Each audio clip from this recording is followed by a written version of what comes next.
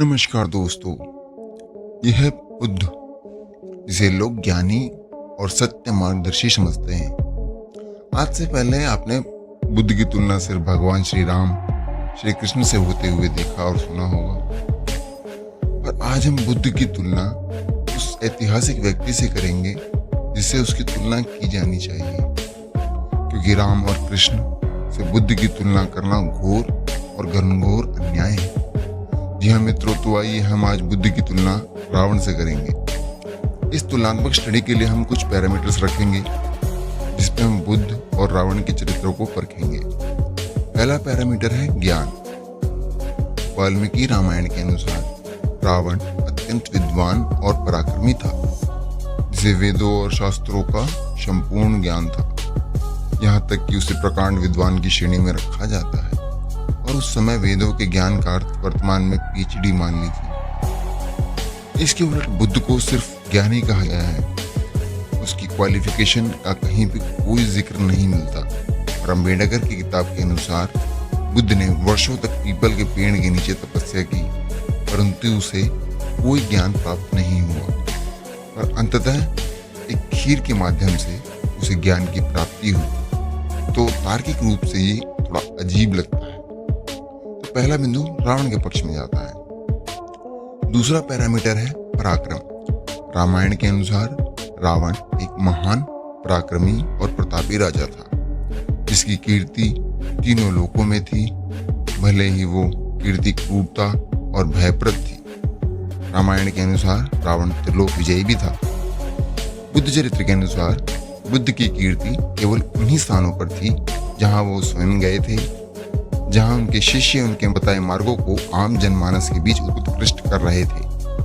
हम यहाँ सम्राट अशोक से पहले की बात कर रहे हैं, यानी बुद्ध के समय की। बुद्ध के यश का प्रसार सम्राट अशोक के द्वारा किया गया था, जो बुद्ध के समकालीन नहीं थे, परंतु रावण का पराक्रम रावण के रहते हुए भी था और आज भी है। तो दूसरा बिंदु भी रावण के पक्ष में जाता है। तीसरा पैरामीटर है बल। इसमें तो रावण बिना किसी अध्ययन के ही विजयी माना जाएगा। चौथा पैरामीटर है प्रजापालन। रामायण के अनुसार रावण भले ही देवताओं, ऋषियों और गंधर्वों के लिए क्रूर था, परंतु अपनी प्रजा का हितैषी भी था। उसने यम को भी अपना नौकर बना रखा था, यानी कि उसकी राजधानी लंका में रावण की इच्छा के बिना किसी की मृत्यु भी नहीं हो सकती थी। इसके उलट बुद्ध ने प्रजा और अपने परिवार को ही त्याग दिया और मोक्ष की तलाश में निकल पड़े, क्योंकि वे समाज में विद्यमान दुख से डर गए थे और दुख के कारण को समझने और ज्ञान प्राप्त करने के लिए तपस्या करने चले गए। तो चौथा बिंदु भी रावण के पक्ष में। पांचवा पैरामीटर है अहिंसा। रावण एक राक्षस प्रवृत्ति का शासक था, जिसके कारण वो क्रूर और हिंसात्मक अवगुणों से भरा हुआ था। इसके उलट बुद्ध अहिंसा के हितैषी थे। उनके दिए हुए सिद्धांतों में अहिंसा का एक महत्वपूर्ण सिद्धांत है। तो ये बिंदु जाता है बुद्ध के पक्ष में। तो इन 5 पॉइंट्स में से 4 पॉइंट्स रावण के पक्ष में है और 1 पॉइंट है बुद्ध के पक्ष में। अब आइए बात करते हैं रावण और बुद्ध के चरित्रों में समानता की। पहली समानता है छल। रामायण के अनुसार रावण ने छल करके देवी सीता का हरण किया, जिसके बाद युद्ध हुआ और रावण की पराजय हुई। बुद्ध चरित्र में बुद्ध और उसके एक भाई देवदत्त दोनों ही अपने अपने संघों को चला रहे थे। उन दोनों के ही विचारधाराओं में मतभेद भी थे और दोनों ही संघ एक दूसरे से घृणा करते थे। बुद्ध के शिष्यों ने देवदत्त के सभी शिष्यों को भड़काकर अपने साथ ले गए। उस समय जब देवदत्त सो रहे थे और बुद्ध ने अपने शिष्यों के इस कृत्य पर कोई भी कठोर प्रतिक्रिया नहीं की, तो क्या ये छल का समर्थन नहीं था? रावण की स्त्रियों के प्रति कैसा था ये सब लोग जानते हैं, परंतु बुद्धिस्ट टेक्स्ट में भी स्त्रियों के प्रति अत्यंत घृणित बातें लिखी गई हैं। इन पुस्तकों में सभी स्त्रियों की तुलना जहरीले सांप से की गई है। वे स्त्री को दुर्गंधयुक्त एवं व्यभिचारी भी बताते हैं। रावण के विषय में आप सारी बातें जानते हैं, पर बुद्ध के विषय में लोग सिर्फ अच्छी, पॉजिटिव और मीठी बातें ही जानते हैं। उनके विषय में नेगेटिव बातें बहुत ही कम लोग जानते हैं। तो आइए कुछ तर्क उन बातों का विश्लेषण करते हैं जो बुद्ध से संबंधित है।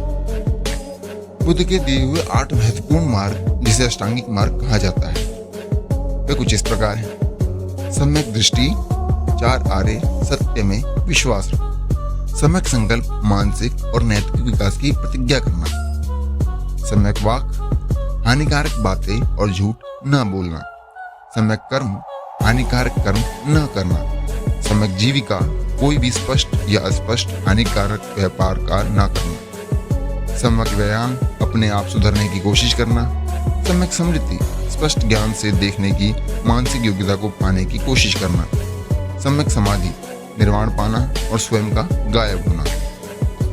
क्या आपको ऐसा लगता है कि बुद्ध से पहले कोई भी ये बातें नहीं जानता था, जबकि बुद्ध से पहले भी हमें कई ऐसी विकसित ऐतिहासिक सभ्यताएं मिल चुकी हैं जो बिना इन मार्गों को अपनाए वे सभ्यताएं सर्वाइव ही नहीं कर सकती थी?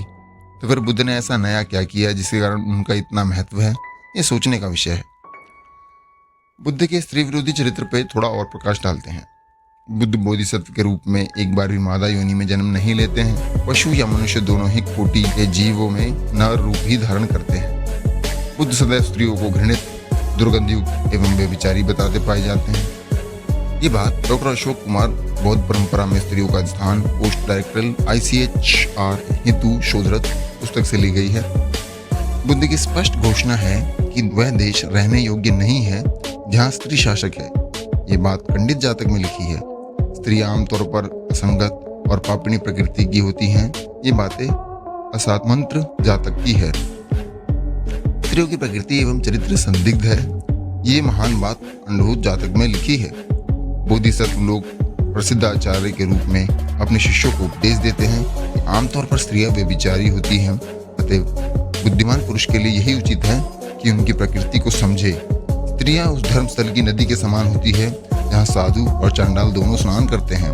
ये नोबेल प्राइज जीतने लायक बात अनभिरत जातक से ली गई है और ये जातक पुस्तकें वे पुस्तकें हैं जो बुद्धिस्ट टेक्स्ट कहलाती हैं या बुद्ध से इंस्पायर्ड है।